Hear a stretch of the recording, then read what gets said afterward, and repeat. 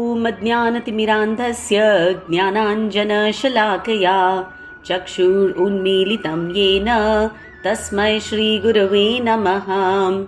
हे कृष्णा करुणा सिन्धु दीनबन्धु जगत्पते गोपेश गोपिकान्त राधाकान्त नमोऽस्तु ते। तप्तकाञ्चन गौराङ्गी राधे वृन्दावनेश्वरी वृषभानुसुते देवी प्रणमामि हरिप्रिये। वाञ्छाकल्पतरुभ्यश्च कृपा सिन्धुभ्य एव च पतितानां पावनेभ्यो वैष्णवेभ्यो नमो नमः। हरे कृष्ण कृष्ण कृष्ण हरे हरे, हरे Ram Ram Ram Hare Hare. Hare Krishna, thank you all for joining. Welcome back to the Bhagavad Gita study group. Please repeat after me. Om Namo Bhagavate Vasudevaya. Wonderful. Last week we completed chapter 3. So we're going to do a quick recap. Okay. Please remember the acronym to remember chapter 3, to remember all the different sections of chapter 3 is TREE. T-R-E-E. The first T is Tyag versus Karma Yoga, right? Krishna is saying loud and clear कि Arjun, at this point Karma Yoga is far better than Tyag, Sannyas. Okay, Sannyas or Tyag is very artificial, it's very repressive, it's very dry, right? But Karma Yoga is very natural, right? It engages us, it engages our senses, our mind, our body, our intelligence, and therefore at this point in life for you Karma Yoga is the best path to follow. Every jeev by nature is active. It is impossible for us to repress our man buddhi ahankar, and therefore let's not go in for artificial renunciation. Let's continue to do all our karma, right? And that is the best way to go forward. That was the T. Then Krishna spoke about R, the different rungs of the ladder. There is a ladder that takes us from our current state to the ultimate goal. Our current state is a very undisciplined, a very self-obsessed lifestyle, right? A point where whatever I do for myself. From that point, there is this ladder which is going to take us to whatever I do for Krishna. Right? So I'm progressing from my current almost animal-like state. I'm going to go to Karma Kand, then Sakama Karma Yoga, then Nishkama Karma Yoga, to finally Bhakti Yoga. Right? So which means initially whatever I'm doing for myself. I don't even acknowledge any other superior power. That is Karma Kand. No, that is just doing karma. Karma Kand means, okay, then I start realizing that there is some superior power.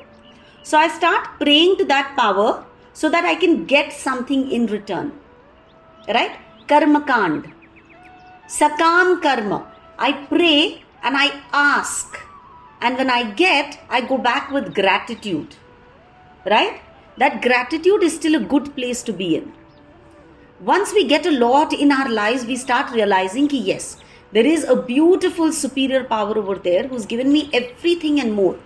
So from now on, let me start going with gratitude, but let me not ask for anything in return. Right? Let me do my karma, but no God, I don't want anything. Let your will be done in my life. Right? So I'm doing all my karmas. I'm fulfilling all my duties, but I'm not doing it with a selfish intention. And that is Nishkama Karma Yoga. Right? And for that, Krishna spoke about E, exemplary. He spoke about how kings like Janak Maharaj, they ruled their kingdoms and yet they had no attachment. They were exemplary kings. Then Krishna told us about himself. Ki bhai mujhe dekho, I don't need anything in life. And yet when I appear in this material world, I fulfill all my obligations. Why? So that I can set a perfect example for others to follow. So in our lives, whether we are kings or parents or teachers, all of us are naturally leading somebody or the other in society. We're all playing very important roles, and therefore it becomes our duty to become exemplary, to represent God and Dharma to others so that others are inspired when they see us. So it's very important that we don't give up our duties impulsively. We must perform our duties, our Varnashram duties and our Nitya duty. And finally, in the last section of the 3rd chapter, Krishna spoke about the E, the final E, which is enemy of the soul. Anyone remembers what the enemy of the soul was? Yes. Lust. Kama esha, krodha esha. Lovely. Right? That unforeseen force which pushes me to commit sin. Right? In some people, lust is thoda sa. In some people, it's a little deep. And in some people, it's very, very, very deep. But Krishna says, don't lose heart. However deep that lust is, if you follow a niyamit lifestyle, a regulated lifestyle, then you will be able to conquer this great enemy called lust. And finally, he ends that chapter by saying, cultivate spiritual intelligence, jnana, buddhi, right? By regular study, by regular practice. Study, practice, and then you will be able to still your mind. You'll be able to control your senses. So Krishna leaves the 3rd chapter by telling us to nourish our buddhi, our spiritual knowledge. Now, what is that knowledge that we need so that our buddhi is nourished? That knowledge is described in the 4th chapter.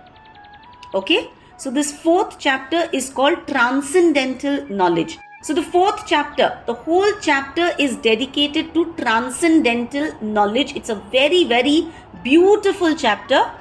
Om Shri Paramatmane Namaha Atha Chaturtho Dhyayah. Please repeat after me the first verse. Shri Bhagavan Uvacha Imam Vivaswate Yogam Proktavan Aham Avyayam Vivaswan Manave Praham Manur Ikshvakave Bravit. Yeah. The personality of Godhead, Lord Sri Krishna said, I instructed this imperishable science of yoga to the sun god, Vivaswan, and Vivaswan instructed it to Manu, the father of mankind, and Manu in turn instructed it to Ikshvaku. Okay? Yeah. So, now Krishna is giving us the history of the Bhagavad Gita. Okay? Krishna is telling Arjun that the same knowledge that I am giving you today, I have spoken to Vivaswan, the sun god. Right? The source of all this transcendental knowledge is me. All this knowledge originates from me. I first spoke this to Vivaswan, who's the sun god. Vivaswan then spoke to Manu. Right? We all know Manu se Manushya Aya. The father of mankind is Manu. Manu then spoke to Ikshvaku, who is the first king of the Ikshvaku dynasty, the dynasty in which Ramji also was born. Right? So if you actually look at this history, Prabhupada in the purport tells us that the true age of the Bhagavad Gita is at least 120 million years back. Right? 120 million years ago was when Krishna first spoke the Bhagavad Gita to Vivaswan. Right? So this is Sanatan Dharma. Dharma that existed at the dawn of creation and Dharma that continues to stay in our midst in the form of this compiled Bhagavad Gita. Right? So Sanatan Dharma, Dharma that has always existed. Right? So Krishna first spoke this to Vivaswan. Why Vivaswan? Because Vivaswan, matlab sun god, okay? The name of the sun is Vivaswan. And the sun is absolutely exemplary. The sun is super powerful. When the sun rises, we all wake up and we start doing our karma. Right? The sun gives us inspiration to do our work. Every single day, without a break, The sun gives us heat, the sun gives us light. And the sun does not expect anything in reward. He does not even expect us to fold our hands and say, thank you, Sanji. Right? And if you think about it, if that sun was to move 1 inch closer or 1 inch away, there would be devastation. So he's perfectly placed. He's super perfect, and yet he's without any ego. Right? So remember, he's doing his duty without expecting anything in return. He's super perfect, yet he has no pride. And look at how detached he is. We put our clothes out to dry. They dry. But does the sun get wet? No. Right? If some place is stinking, as soon as sun rays fall on it, the stink goes away. Which means the sun clears everything that is dirty, but the sun itself does not get dirty. That is being detached, not getting attached to anything. Normally we get so attached that everything that we touch, we imbibe. Right? We either take on or we give away the inspiration. Look at the sun, completely nirlipta. Picks up everything that is dirty but continues to stay pure. Right? So Vivaswan was the first one who received knowledge of the Bhagavad Gita and till today acts based on the principles of the Bhagavad Gita. Right? And then in this verse we see that this knowledge was only given to those who were qualified. Vivaswan, obviously qualified, because as soon as he heard the Bhagavad Gita, till today he has not failed in his duty. Similarly, he spoke that Bhagavad Gita to Manu, from whom entire mankind came. Manu spoke it to Ikshvaku. And a very, very important thing to note, especially for us over here, is that all of these were grahasthas. Right? They were not sannyasis. They were grahasthas. They lived in a family environment. They were kings. They had praja following them. They had children, they had wives, they had spouses. Right? And yet, they understood this knowledge and practiced this knowledge beautifully. So what we need to do is do our karma just like them. Consistently, without expecting anything in return, with no pride and with complete detachment. Okay? So the first thing is the history of the Bhagavad Gita from Krishna to Vivaswan, Vivaswan to Manu, Manu to Ikshvaku. Okay? And then Krishna says, please repeat after me, Evam parampara praptam imam rajarshayo viduhu sakale neha mahata yogo nashtah parantapa. This supreme science was thus received through the chain of disciplic succession, and the saintly kings understood it in that way. But in course of time, the succession was broken, and therefore the science as it is appears to be lost. Okay, so Krishna is talking about the Guru Shishya Parampara. Krishna is Jagat Guru, right? So the whole tradition of the Bhagavad Gita started from Krishna himself, and therefore he is Jagat Guru, Param Guru, first Guru of the world, right? And in this verse he says, Rajarshayo Viduhu, Evam Parampara Praptam, through Parampara, who are the people who learnt the Gita? The Raj Rishis. They were Rajas, they were saintly kings, but they lived like Rishis. They lived completely with no attachment, right? They ruled their kingdoms, they guided the citizens based on the principles of the Bhagavad Gita with complete understanding of dharma. Remember in 3rd chapter also he said, Yad yad acharati shreshthas. The way the Shrestha, the leader behaves, that is how the entire praja behaves. So all these Raj Rishis, they had proper knowledge of the Gita. They would follow it in their own lives, and by example, they led the citizens to God consciousness. But Krishna says, unfortunately, with the passage of time, this yoga became bhrashta.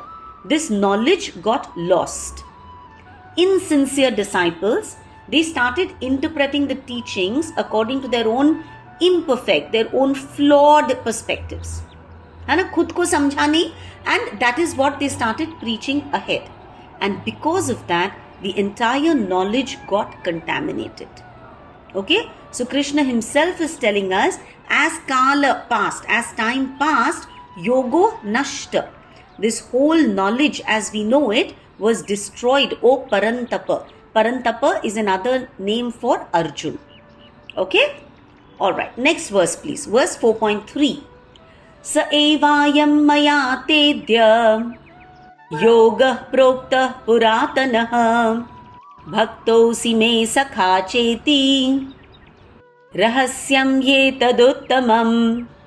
I am requesting all of you to please say the Sanskrit, okay? Because Sanskrit में जो एक word में what we understand, in English, in Hindi, in Marathi, we need like a whole paragraph to explain it. Okay? So let's start picking up the key words in Sanskrit, because when something hits us in life, when a problem comes and attacks us in life, these key words are what help us quickly come out, right? We're not going to have enough time to go back and read the whole purport and understand everything. So for us to be able to actually thoda start remembering the Gita in our everyday life, let's start practicing the verses. So however you're saying it, whether the pronunciation is right or wrong, I'm requesting all of you, please repeat the verse. Like this verse, Bhaktosi me sakha cheti. Bhakta sakha. Okay, I'm going to ask Reshma to first read the translation and then we'll discuss the verse. Please, Reshma. Much very ancient science of the relationship with the Supreme is today told by me to you because you are my devotee as well as my friend and can therefore understand the transcendental mystery of the science. Thank you, dear. Look at how beautiful this verse is. This verse is telling us the qualification that we need to hear or understand the Bhagavad Gita. Please highlight Bhaktosi me sakha cheti. You are my bhakta, my devotee, and you are my sakha, my friend. Right? So this deep message of the Bhagavad Gita can be understood only through bhakti and with a relationship with God. No amount of scholarly study, no amount of mastery of the Sanskrit language is going to help us understand the Bhagavad Gita. What it requires is devotion. Arjun was a fit student for this yoga, for this science, is because he was a friend and a devotee of the Lord. Without a devotional heart, we cannot understand the message of the Bhagavad Gita. Many times in our own experience in the past, we've tried to read the Gita. Many people will tell you, यार मैंने ना गीता पढ़ी है, लेकिन समझ में कुछ नहीं आया. I've not understood the intent. I've not understood the essence of the Bhagavad Gita. Why? Because God is telling us this knowledge is rahasyam hetad uttamam. This is very, very confidential knowledge. Right? It is a rahasya. It is a secret. And only when you approach Krishna as a bhakta or a sakha, as a devotee or a friend, will you have access to this secret. You have secrets, right? And you don't share your secrets with anybody.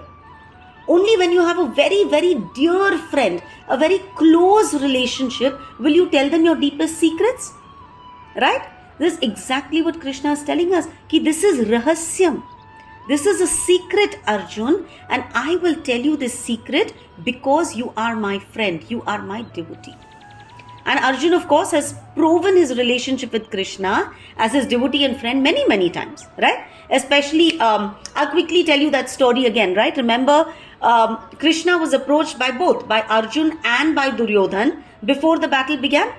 Both of them wanted his blessings and both of them wanted him on their side. So the story goes like this. Krishna was sleeping in his chamber and Arjun and Duryodhan, both of them entered the chamber. Arjun entered, he saw Krishna sleeping, right? And Arjun went and sat at Krishna's feet. Duryodhan kahan jaake baitha? Krishna ke sar ke paas, right? Because Duryodhan was always full of pride. He went and sat near Krishna's head. Arjun went and sat near Krishna's feet. And when Krishna woke up, who did he see first? You obviously wake up like that and you see the person near your feet, right? And he says, Arjun, since I've seen you first and since you're the younger one, I'm going to get, so, both of them say, ki Krishna, we are here because we want you to be part of this war. We want you on our side. Krishna says, well, I am impartial. Right? There's Duryodhan and there's Arjun, and both of you are dear to me. So, I'm going to give you a choice. One of you is going to get me, Narayan. Right? Me. But I'm going to be unarmed. I'm not going to fight in the war. And the other person, correct, Umaji, is going to get the Narayani Sena. Right? Is going to get my entire army. So you have to make a choice. Remember that Narayani army was like 1 million strong Narayani Sena.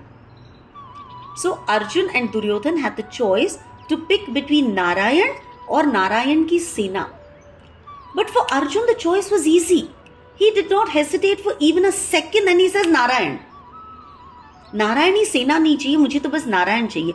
Arey bhai, Narayan is not going to fight the war. Narayan is not going to pick up any astra shastra. He says, that's okay. I want Narayan.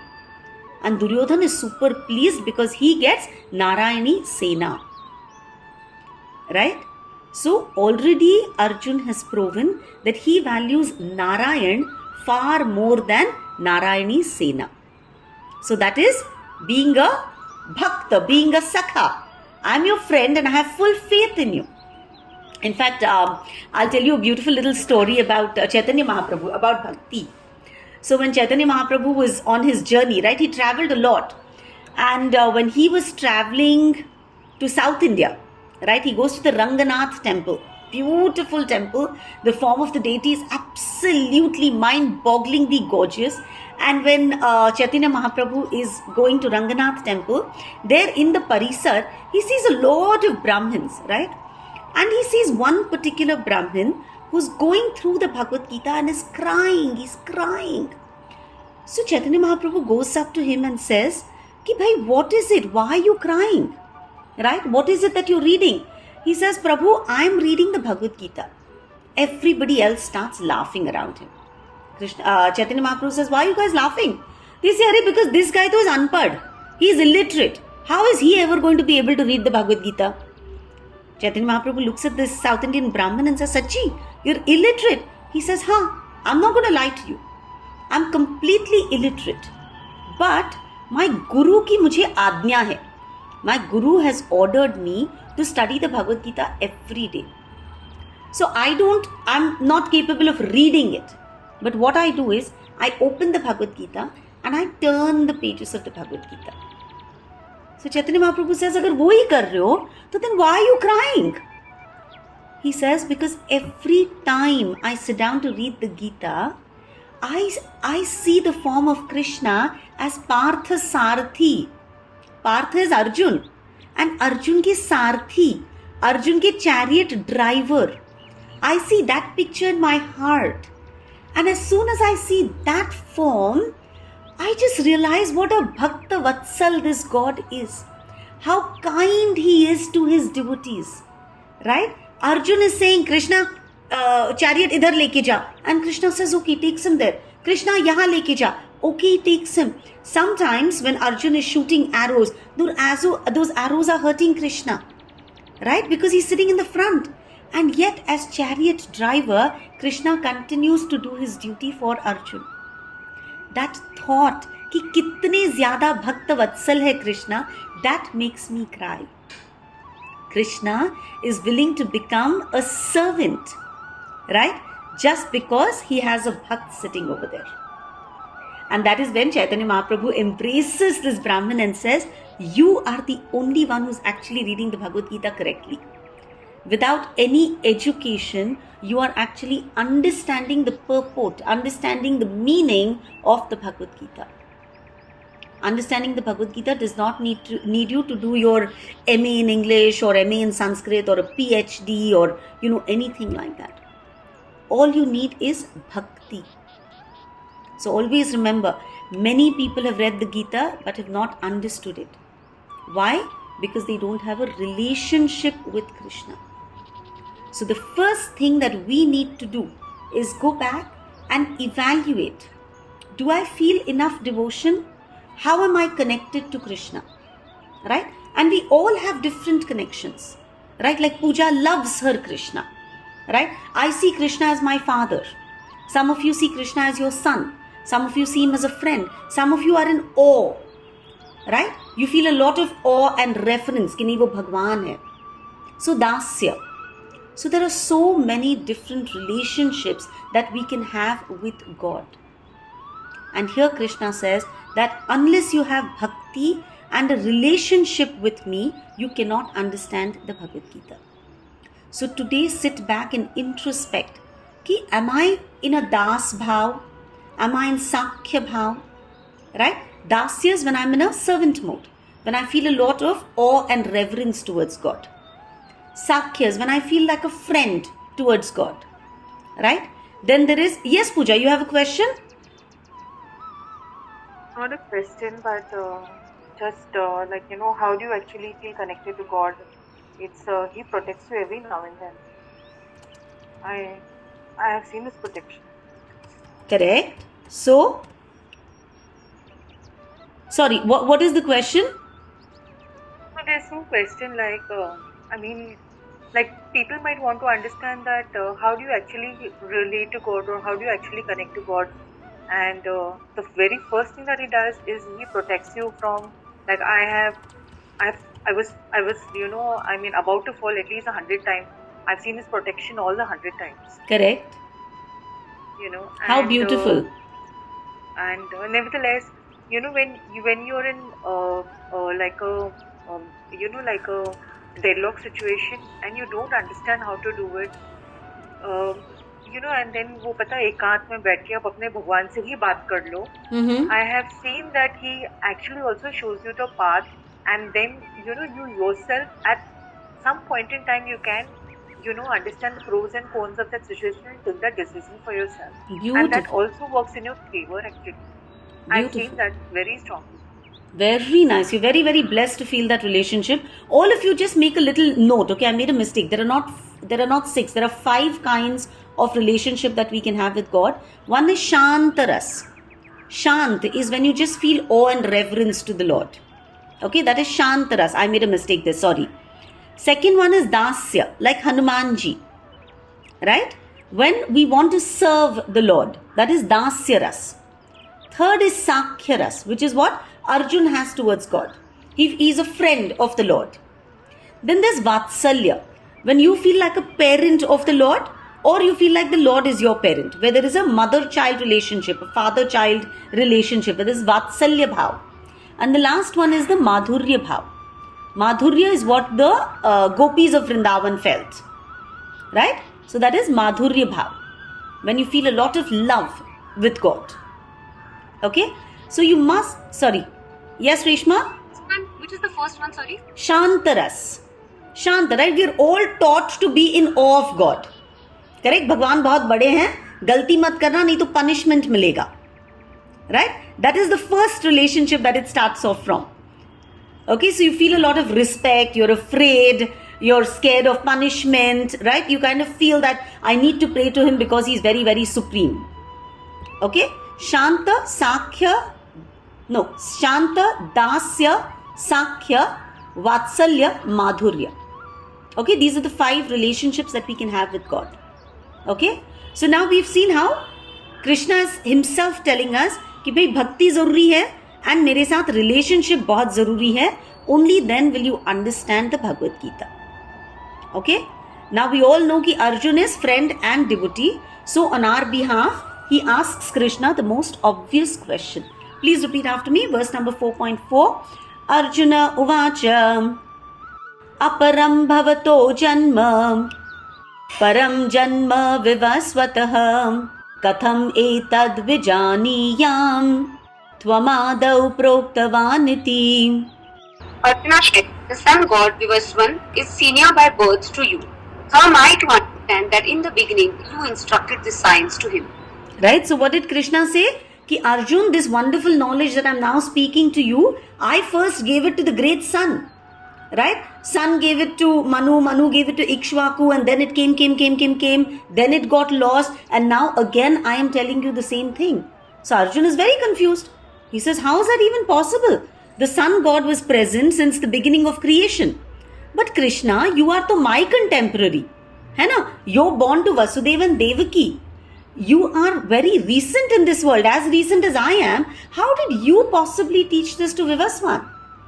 Right? You and me are born in the same yuga. So how am I to understand कि you taught this yoga to Vivaswan? When Krishna is saying that the parampara has started with Krishna and then it has passed on, Arjun and Krishna are cousins. So Arjun is saying, how can I believe this? Right? You imparted this knowledge to sun god is hard for me to accept because that sun god existed millions of years ago. So now Krishna is going to clarify. Okay? Verse number 5. Shri Bhagavan Uvacha Bahuni me vyatitani Janmani tava charjuna Anyaham veda sarvani Natvam vetha parantapa. The personality of Godhead said, many births both you and I have passed. I can remember all of them, but you cannot. O subduer of the enemy. So Krishna is saying, both you and I, Arjun, we both had many births. But you have forgotten them all, while I remember them all. Right? So, clear indication that Krishna is not an ordinary person. Krishna is the original transcendental person beyond this material realm. He remembers all his previous appearances and disappearances. But we forget everything about our past body as soon as we get another body. Right? So Krishna is emphasizing the difference between him and us. We are Jivatma. He is Param Atma. हम लोग छोटी सा soul है.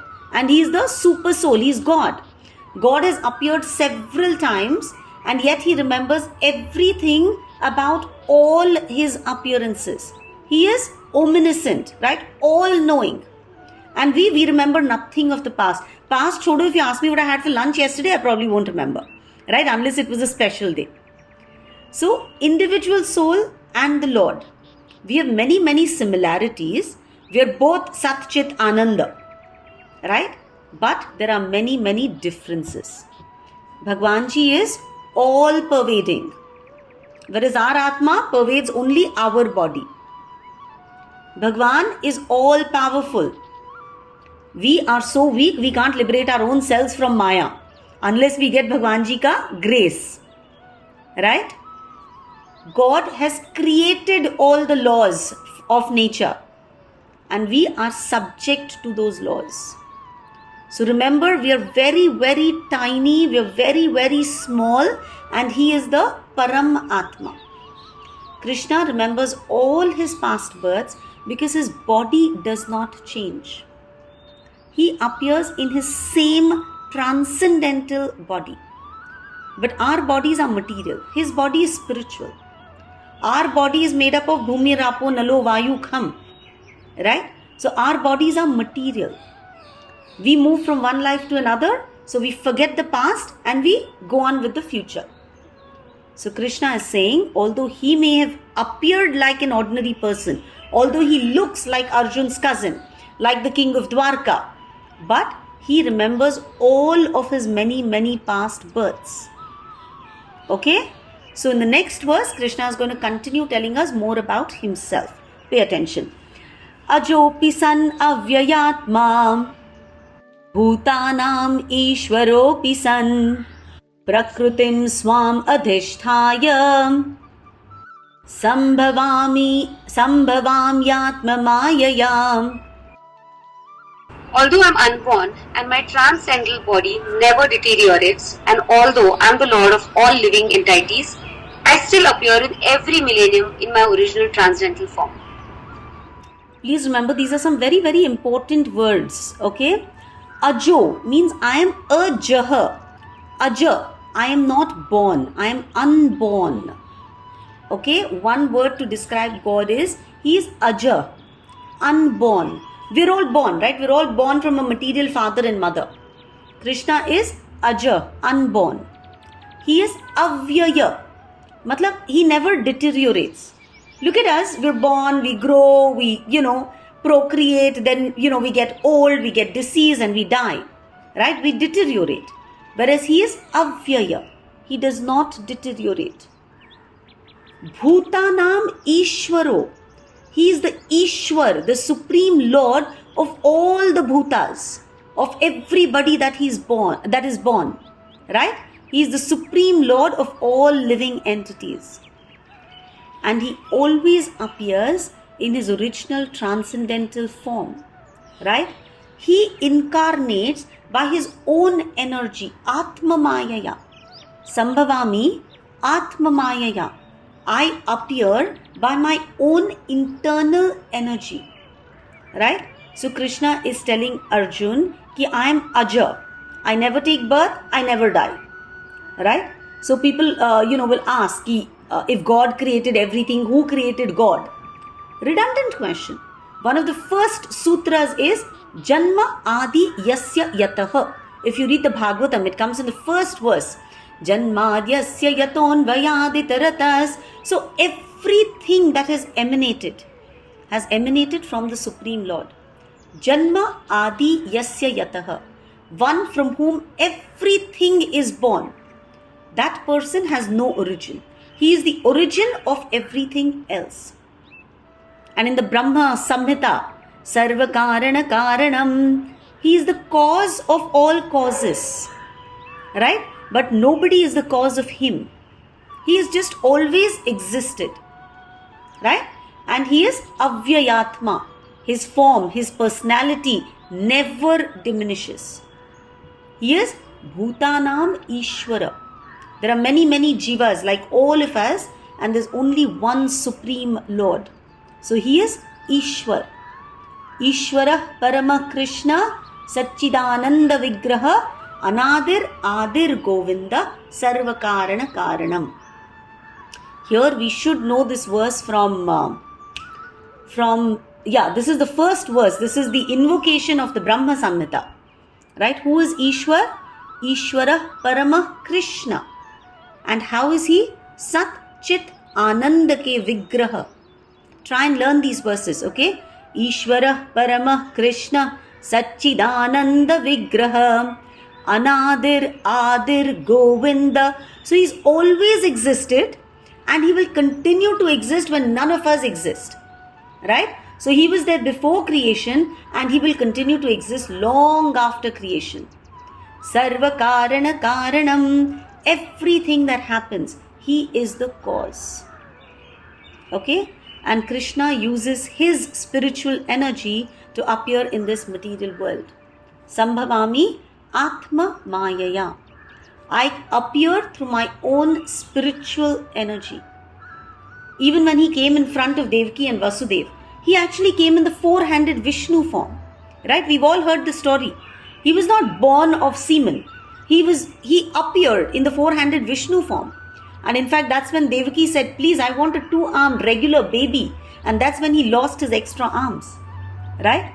So his appearance was not a regular, mundane event of how we procreate. It was an extraordinary appearance on the extraordinary day of Ashtami. So Bhagavan himself is telling us that I appear in my own body. My body does not change. You guys, your body changes. Right? We have one body in this current birth. In our next birth, we'll have a different body. But with God, he is born from his own internal potency, completely uncontaminated. So our form is material. God's form is spiritual. He is born with his own internal energy. His divine energy is called Yoga Maya. Okay? And now we'll come to the most important questions. Why does God appear and disappear in this world? Right? We all probably know these verses. Thanks to Mahabharata, we've all learned these verses at some point in our life. So verse 7. Yada yada hi dharmasya glanirbhavati bharata abhyutthanam adharmasya manam shrujamyaham. Whenever and wherever there is a decline in religious practice, O descendant of Bharata, and a predominant rise of irreligion, that time I descend myself. Lovely. So भगवान obviously ऐसे ही घूमने नहीं आते हैं. Every incarnation of the Lord has a particular mission. Each and every avatar that the Lord has taken, right, has a particular mission, right? Dharma Samsthapana. First thing, in Satyug, okay, Dharma stood on 4 very strong legs. Tapasya, Shaucham, Daya, Satya. Very nice to remember this, okay? In Satyug, everyone did a lot of tapasya. Everyone was very austere, right? There was no nonsense that happened. People were austere. Shaucham, people were very clean, internally and externally. Okay, very clean. Daya, they had a lot of mercy. And Satya, they were very, very truthful. Okay, this is how Dharma started in Satyug. So in Satyug, yes, Reshma? Please repeat these 4 keywords. Yeah. Tapasya, Shaucham is cleanliness. Okay? Daya, compassion, mercy. And Satya, honesty, truthfulness. Right? Tapasya is austerity. So when Dharma started at the beginning of Satyug, right? Dharma stood on 4 very, very strong legs. Tapasya, Shaucham, Daya, Satya. But as time passes, the legs of Dharma became weakened. Right? When does Dharma become weak? When Adharma is becoming strong. And so Krishna is telling us, Yada yada hi dharmasya glanir bhavati bharata. Whenever and wherever I see कि धर्म की ग्लानी हो रही है. ग्लानी means, when we are sick and we just sit down like that, पूरा ऐसे थक के बैठ जाते हैं, that is ग्लानिर. So whenever धर्म थक के weak होके बैठ गया है, and अधर्म का क्या हो रहा है? अभ्युत्थानम अधर्मस्य. Adharma is becoming very, very strong. At that point, tadatmanam shrujami aham. At that point, I manifest myself. So whenever and wherever there is a decline in dharma, in religious principles, and whenever and wherever there is a rise in adharma, in irreligion, at that point the Lord descends himself. Very, very important verse, because Krishna is telling us why he appears in this world. Dharmasya glanir. Dharma is losing its importance in society. Humanity is no longer following the principles of dharma. The number of dharmis, the number of people who are pure and spiritual, is reducing. And the number of people who are not following dharma, the adharmis, when that is increasing, that is when the Lord descends himself. Okay? So please remember, dharma is something that sustains us. Tapasya, Shaucham, Daya, Satya. These are 4 qualities that sustain humanity.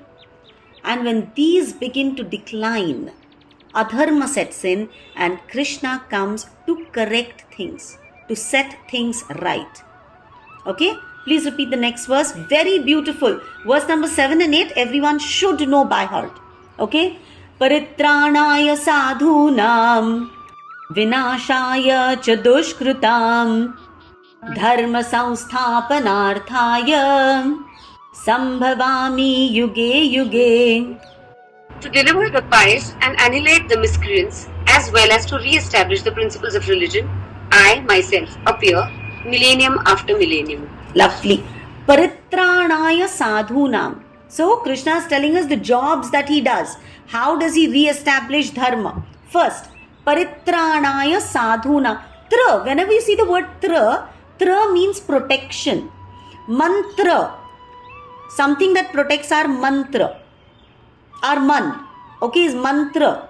Shastra, right? A weapon that protects our body. Shastra, something that protects our intelligence.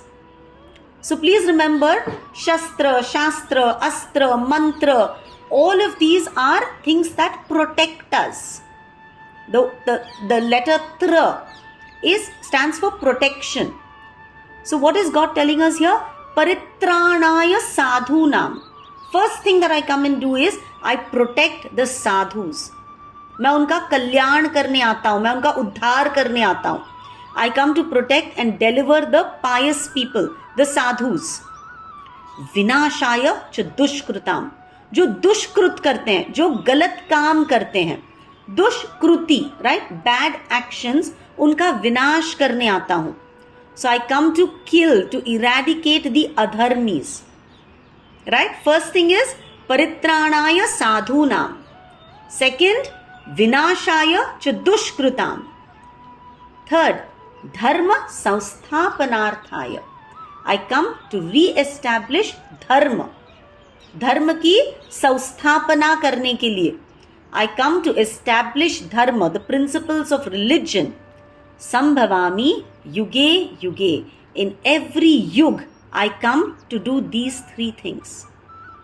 Okay? Please repeat them. Paritranaya sadhunam.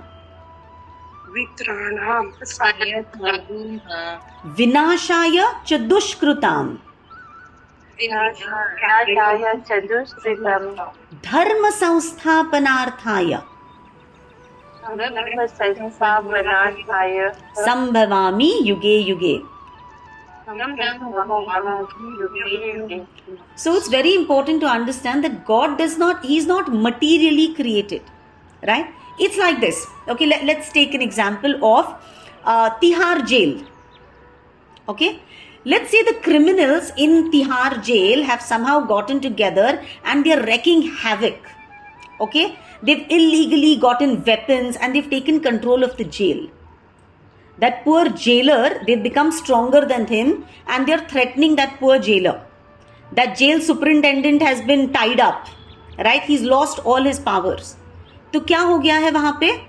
The adharmis, the criminals have become very strong and they've tied up the jail superintendent, they've tied up the jailer and they're trying to wreak havoc in that whole Tihar jail. At that point, what happens?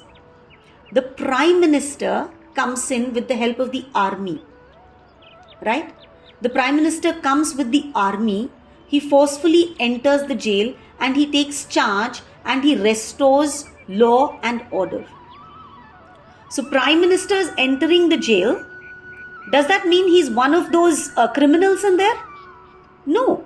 He's coming there with his entire entourage to fulfill a particular mission. He's coming to do what? Paritranaya sadhunam. To protect that jailer and that superintendent. Vinashaya cha dushkrutam. To put in place all those criminals. And dharma samsthapanarthaya. To ensure that the law of that prison again works well. Right? That is why he enters the jail. Once his job is done, he's gone back again. And while he's there, the laws of the prison don't act on him. Correct? So in the same way, Krishna is appearing in this jail of the material world, when adharmis become very strong and when forcefully they are subduing dharma.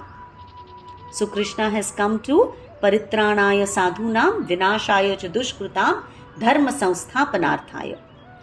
We also should take note of this fact that any time Krishna manifests in our lives, right, and offers us knowledge, right, he's strengthening our spirituality.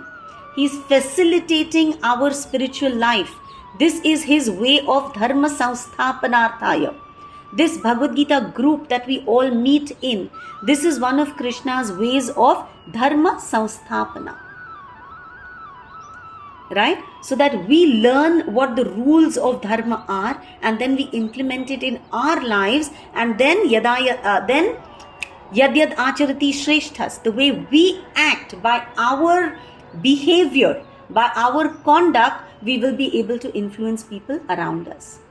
Grantraj Srimad Bhagavad Gita ki jai. Thank you all for joining.